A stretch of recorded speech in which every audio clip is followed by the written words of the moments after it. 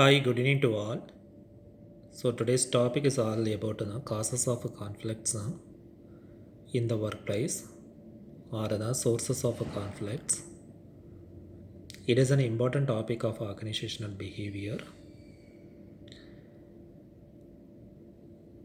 So conflict it's a kind of activity that is visible in organization, every organization.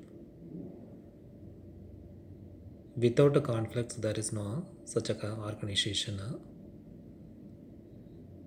We cannot be seen. So the what is the proper the definition of a conflict is it's a process that begins when one party perceives that another party has negatively affected or about to affect something that the first party cares about.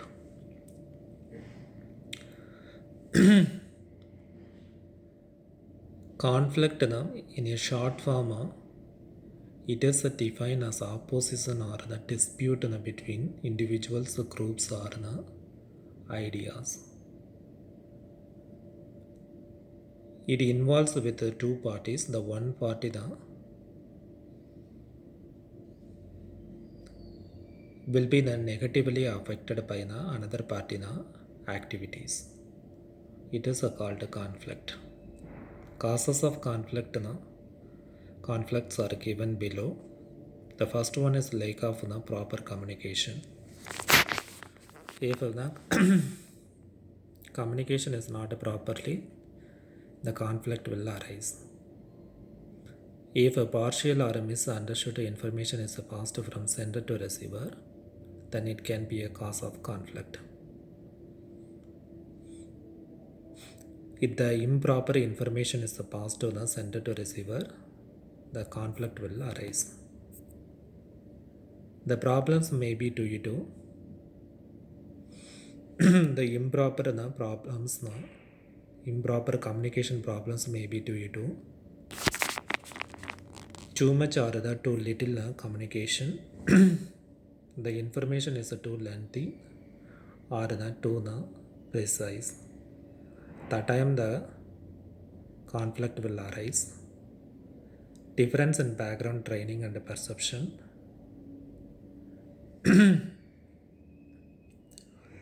If the organization's background and the training process training procedure and the members perception is not similar, that time the conflict will arise. Problem of noise. If more noise is in the organization, the conflict is more. The more is a conflict. Filtering of information, which means information is passed through many levels of members. Filtering of information means the top level management is passed some information to their subordinates to the supervisory level. That time the information flows the top to bottom. That time the lack of information chances are very high. That time the conflict will arise. Difference of values. If values are not similar, that time the conflict will arise. Values of members, values of the employees. Conflicts are created because of a difference of values between the two persons. If two persons are working together in an organization, there are different in values. That time the conflict will arise. We can understand this point through an example. One of the managers accused suggestion that the profits of the company can be increased by maintaining the level of earlier prices and reducing the quality of a product. One of the managers accused suggestion as we can maintain the earlier prices but we can reduce the quality of the product. For this proposal, the other managers consider the suggestion as unethical. The other managers won't accept the proposal. This situation would give rise to conflict. Under this situations, the conflict will arise between managers, among managers. The next point is about the general difference among people. The common difference between peoples, among peoples who are working in organization. People working in an organization differ on the basis of religion, caste, region, and sex. If employees differ in different religion, caste, region, and sex, if they are differ in these factors, the conflict will arise.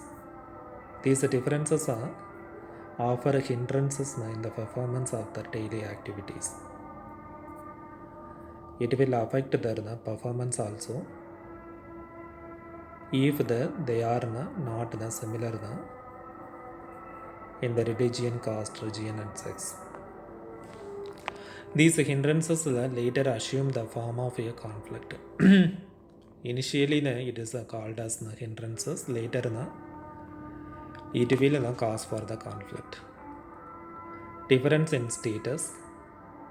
Everybody in the organization occupies some particular status and position. They are not similar in the status and position. They will differ from person to person. Generally, it has observed that people occupying high positions are hesitant to talk to the people who occupy lower positions. The higher position people are hesitant to talk with lower position people. Because they hold the higher position, they have more authority compared than lower people. Such a situation widens the gap and takes the form of conflict. The higher the status or the position creates a gap between the superior to lower the power people. The next one is scarcity of resources. Every organization has scarcity of resources like capital, facilities, machinery, etc. Because every organization doesn't have enough resources. The scarcity may raise conflict among groups who are otherwise peaceful at the time of abundance. The scarcity of resources create conflict between groups. If they have enough resources, there is no conflict. There will be no conflict. The next one is poorly designed workflow structure. The primary causes of the intergroup problems and conflicts are a poorly designed workflow structure and poorly planned coordination requirements, especially where tasks are independent.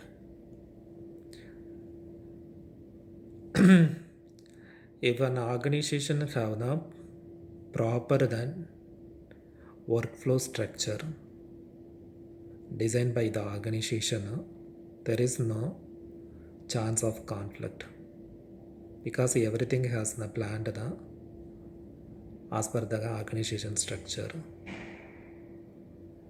But a poorly designed company structure that will cause for the conflict because the employee don't know how to work without proper planning. So the organization will design the flow of a structure that will help to employee to work peacefully. The next one is now called the incompatibility, which means the not unit, not unity. Conflict can arise due to differences of goal or objective among two different groups. The goal differs now from managers to the employees. They don't have similar goals. There is the incompatibility between manager goals and the subordinates goals. Example, management objective get maximum workout of workers and pay them as little as possible. Management thinks that to get more work from the workers and pay the little amount to the workers. Whereas workers objective less work and more pay. They will prefer to work less and pay and get paid more. There is an obvious possibility of conflict due to the goal incompatibility. In this contradiction, the conflict will arise automatically because there is no similar goals. Role ambiguity, role confusion. When the role of an individual is not clearly defined, it will cause conflict, especially between the individual and other people who depend on his activities. The organization should clearly define employees' role.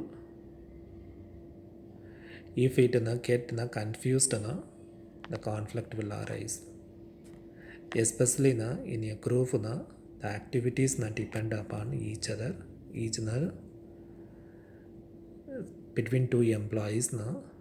That time the role and the allotment will be more clear. If it has any confusion, the conflict will arise. The next point is about participation in decision making. If subordinates are not allowed to participate in decision making, they will show the disagreement which will cause conflict.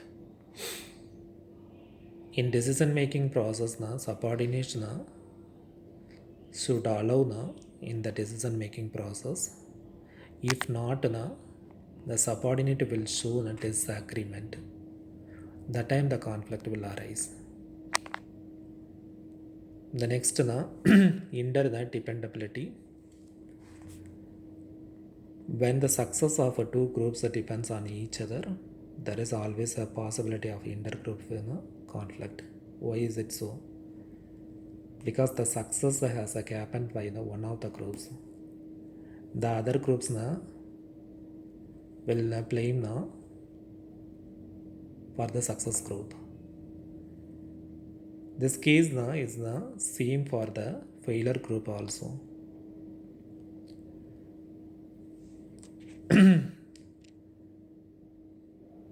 Example, the production department or marketing department are dependent upon each other. If they don't fulfill their obligations, then conflict will arise.